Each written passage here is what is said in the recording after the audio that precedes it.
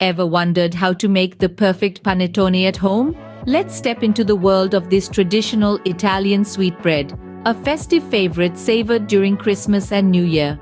Originating from Italy's fashion capital Milan, panettone carries with it a rich cultural history. Its towering dome shape and fluffy fruit-studded interior may seem daunting to recreate, but fear not. With a bit of patience and the right guidance, anyone can bring this holiday classic to life.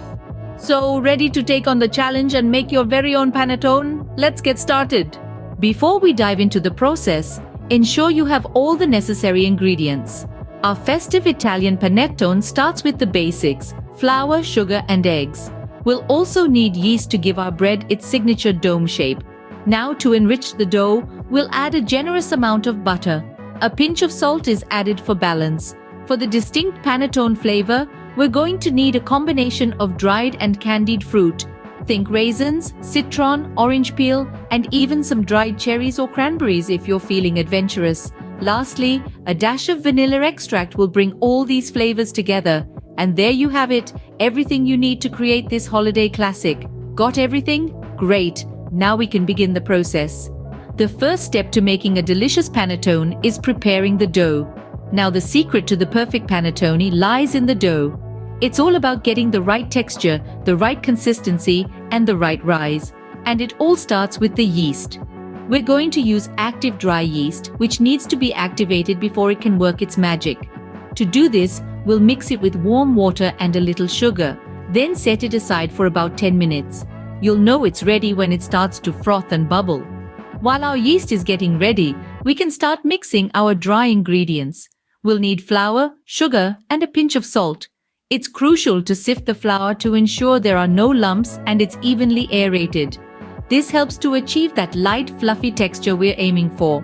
Once our yeast is activated, we'll add it to our dry mixture, followed by softened butter and eggs. We'll mix this together until it forms a dough. Now this is where your elbow grease comes in. Kneading the dough is essential. It helps to develop the gluten, which gives our panettone its structure. You'll want to knead the dough for about 15 minutes until it's smooth. And then we wait. The dough needs to rise, and this is a crucial step. The yeast will work its magic, creating air pockets within the dough. This is what will give our panettone its signature light and airy texture. We'll cover our dough and let it rise in a warm place for about 2 hours. The dough should double in size, becoming soft and pillowy.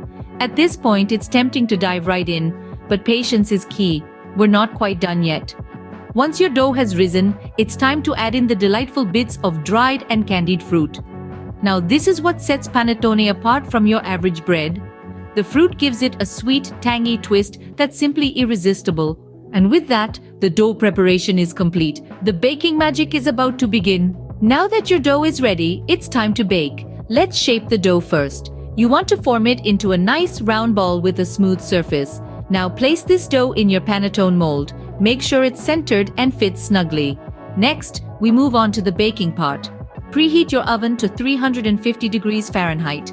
That's about 175 degrees Celsius. Slide the mold into the oven and let the magic happen. Here's a crucial tip. Resist the temptation to open the oven door. I know the aroma is irresistible, but trust me, it's worth the wait. The heat inside the oven needs to be consistent for the panettone to rise properly. Let it bake for about 50 minutes. Keep an eye on it though. When the panettone is golden brown and a skewer comes out clean, you know it's done. The wait is over. Get ready for the perfect panettone. Once your panettone is baked, there are just a few more steps to follow. Let it cool on a wire rack. This will allow the air to circulate and prevent the bottom from becoming soggy. Once it's completely cooled, you'll want to gently remove it from the mold. Use a knife to loosen the edges if necessary. Now for storage, wrap your panettone in plastic wrap or place it in an airtight container. This will help maintain its freshness and prevent it from drying out. Remember, panettone is best enjoyed within a few days of baking, but it can also be frozen for later use. And there you have it, a perfect homemade panettone. Enjoy this delicious treat with your loved ones this festive season.